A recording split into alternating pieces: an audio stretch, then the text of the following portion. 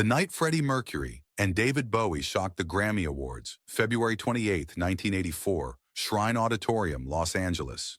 Freddie Mercury and David Bowie walked onto the Grammy Awards stage to present Best Rock Performance.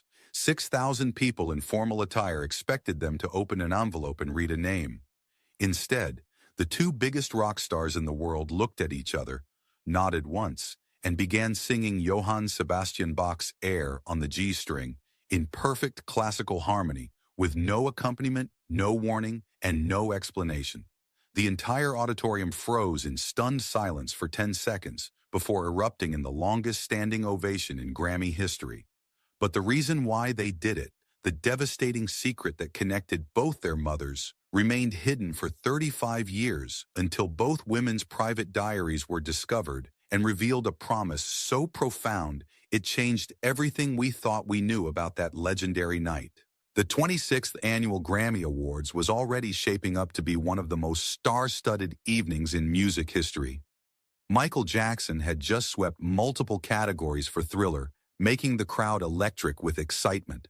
The Shrine Auditorium in Los Angeles was packed with 6,000 people representing every corner of the music industry, all dressed in their finest evening wear, all expecting a predictable night of awards, acceptance speeches, and carefully choreographed performances.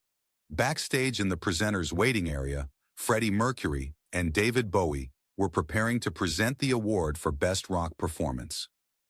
They had been asked weeks earlier to present together, a pairing that made perfect sense to Grammy producers, who understood that putting two of rock's most theatrical and influential artists on stage simultaneously would create television magic and unforgettable moments. But what the producers didn't know was that both men were carrying profound personal grief that night, grief that would transform a simple award presentation into one of the most unexpected and emotionally powerful moments in Grammy history.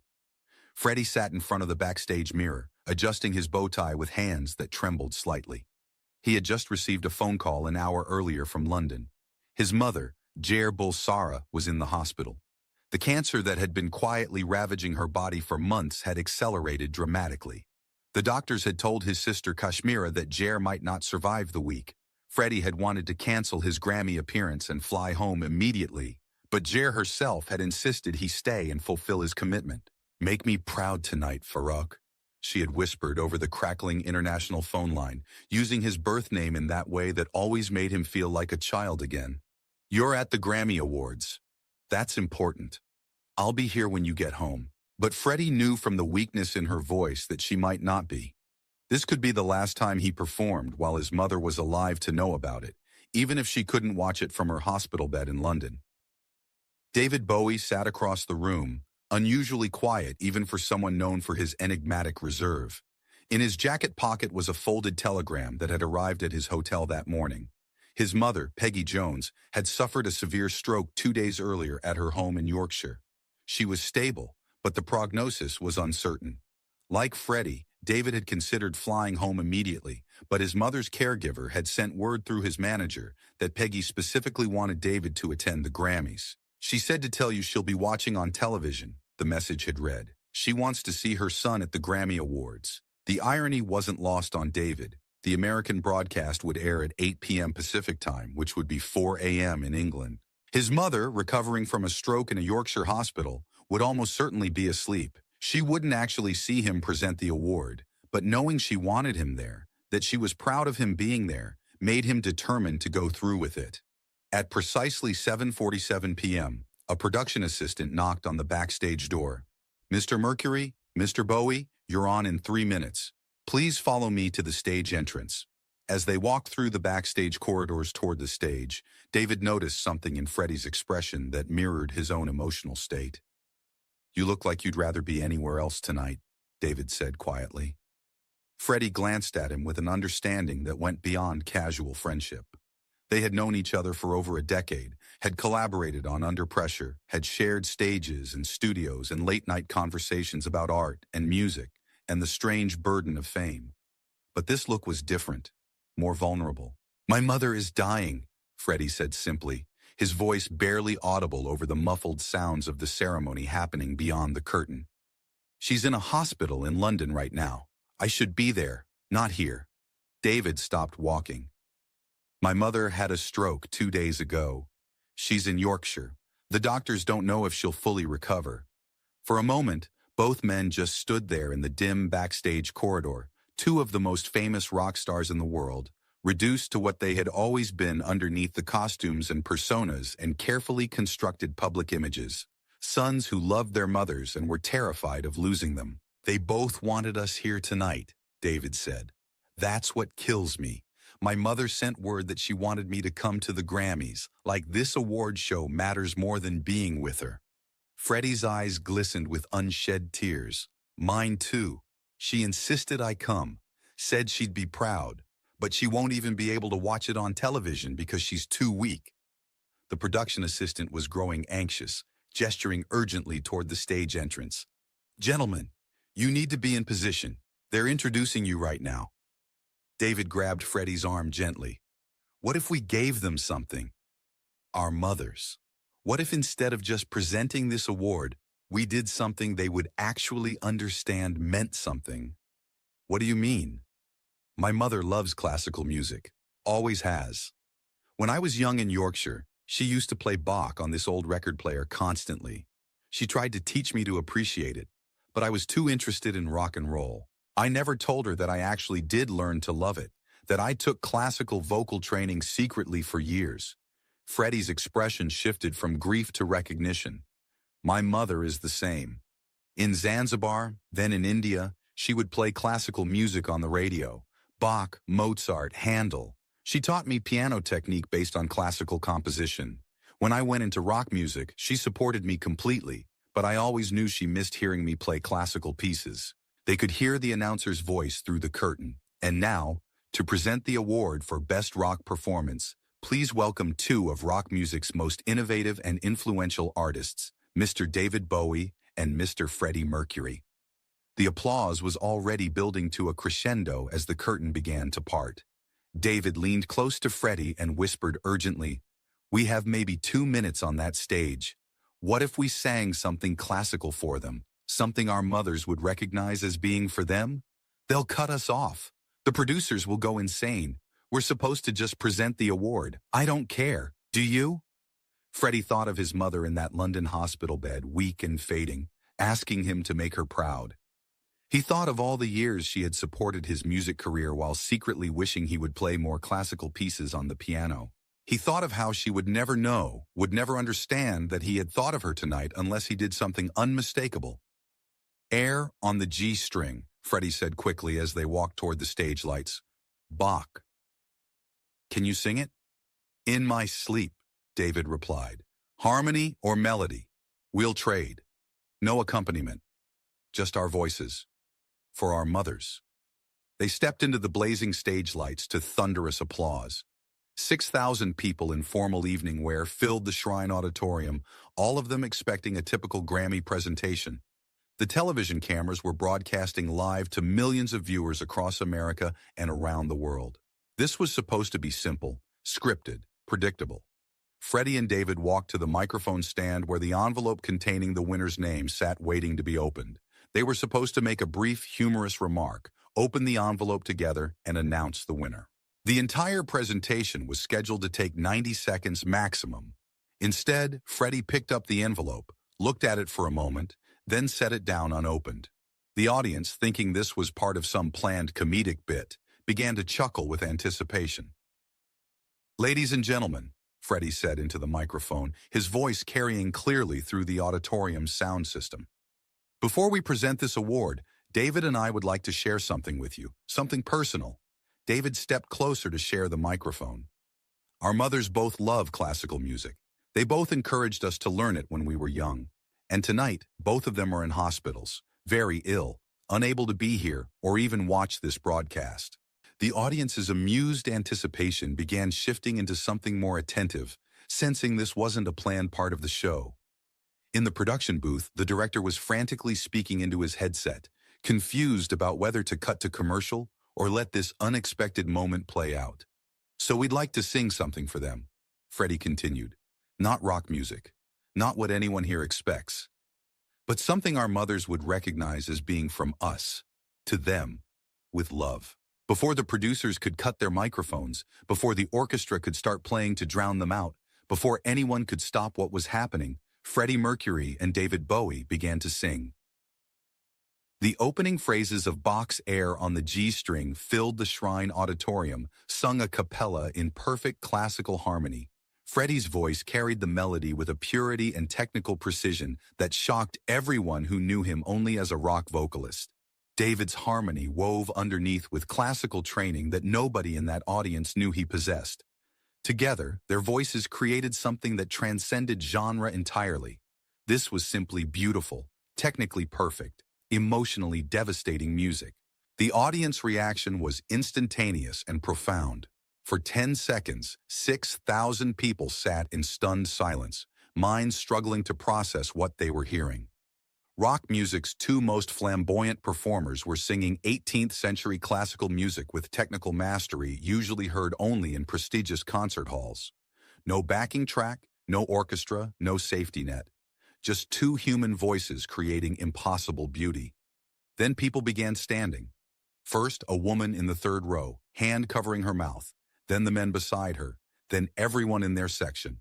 The movement spread like wildfire, dozens standing, then hundreds, then entire sections rising. The standing ovation began before the song finished, building in intensity as Freddie and David continued singing, their voices blending in harmonies that spoke of years of secret classical training the world never knew they possessed. Freddie sang with tears streaming down his face, stage lights catching each one. He was thinking of his mother in that London hospital bed, knowing she would never hear this, but hoping desperately that somehow the intention would reach her. His voice never wavered despite the emotion, the classical technique his mother taught him in Zanzibar holding strong.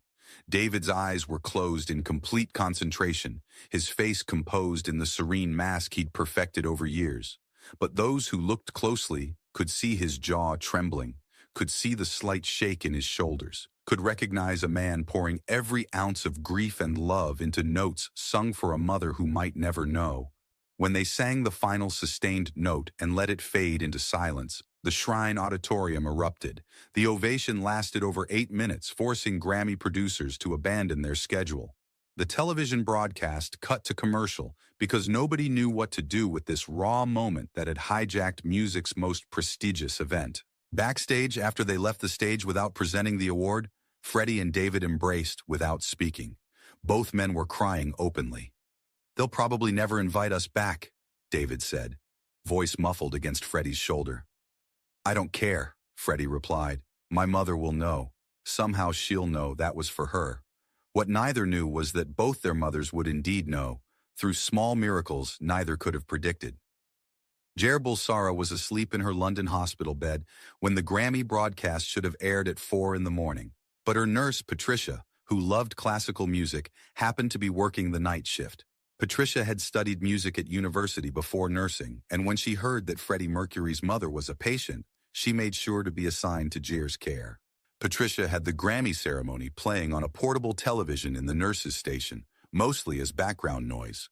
When Freddie and David began singing Bach, Patricia froze completely.